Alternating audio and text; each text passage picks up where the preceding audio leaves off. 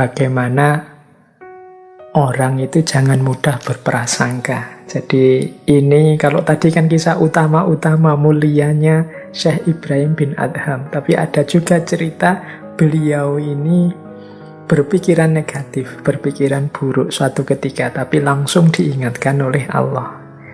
Jadi satu ketika Syekh ini jalan-jalan di tepi pantai, tidak sengaja melihat seorang laki-laki dan perempuan sedang duduk berdua bercakap-cakap, kok asik sekali.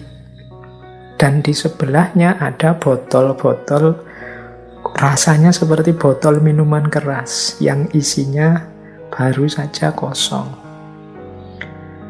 Nah, Syekh Ibrahim melihat ini itu terus geleng-geleng kepala sambil istighfar, astagfirullah, kok ada ya manusia kayak gini, senang sekali dengan maksiat, asik berdua dengan perempuan, minum minuman keras, apa dia tidak sadar itu dosa. Baru saja batin seperti ini, tiba-tiba tidak jauh dari tempat itu, wong tadi tempatnya di pantai, tiba-tiba ada kapal yang terhempas di pinggiran pantai. Dari dalamnya ada beberapa orang yang tenggelam. Jadi ada 5 orang yang berjuang untuk selamat dari atas kapal atau mungkin perahu itu. Nah, laki-laki tadi yang tadi sudah dipandang negatif oleh Syekh Ibrahim, tiba-tiba lari dan meloncat ke tengah laut, berusaha menyelamatkan 5 orang ini. Tapi ya dia tenaganya terbatas, akhirnya hanya bisa menyelamatkan 4 orang. Yang 1 orang tidak berhasil dia selamatkan. Nah, Ibrahim bin Adham melihat peristiwa itu ya melongo saja. Jadi dia semacam orang kaget. Kalau bahasa Jawa ini ketenggengan lihat peristiwa yang berjalan cepat di depannya.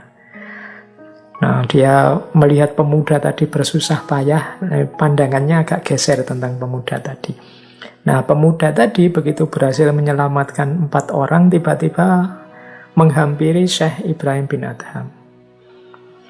Sambil setengah melotot, dia bicara pada Syekh, "Wahai Syekh, saya berhasil menyelamatkan 4 nyawa. Aku orang rendah yang kamu anggap banyak maksiat ini, berhasil menyelamatkan 4 nyawa.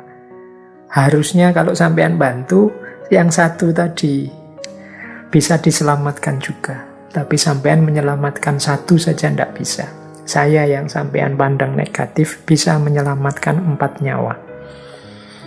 Wah, Syekh Ibrahim merasa menyesal tadi dengan prasangka negatifnya. Dan apalagi terus laki-laki ini nambah, "Wahai Syekh, perempuan tadi yang di sebelahku itu adalah ibuku.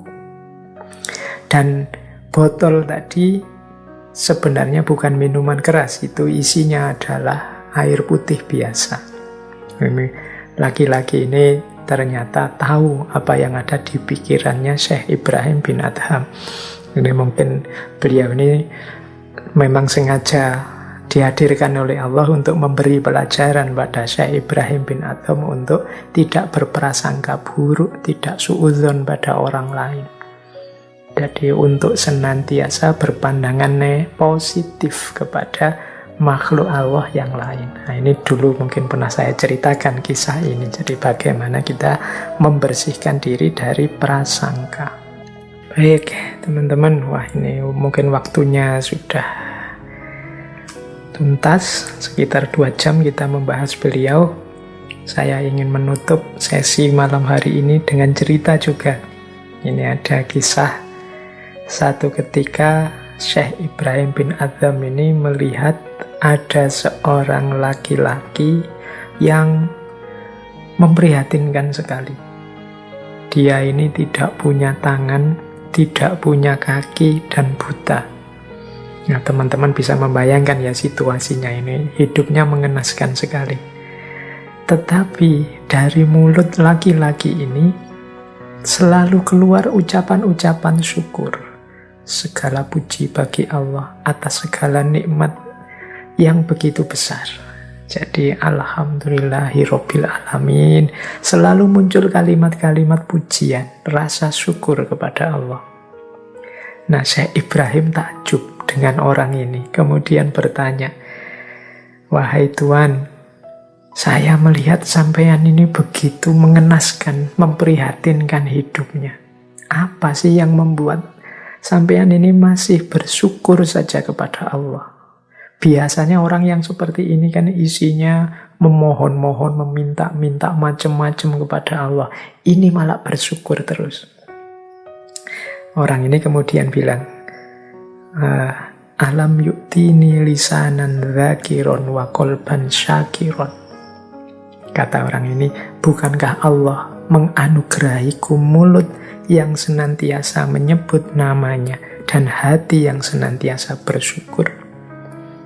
Jadi mudahnya orang ini menjawab, meskipun aku tidak punya tangan, tidak punya kaki, mataku buta, tapi Allah memberiku anugerah yang luar biasa, yaitu mulut yang senantiasa menyebut namanya.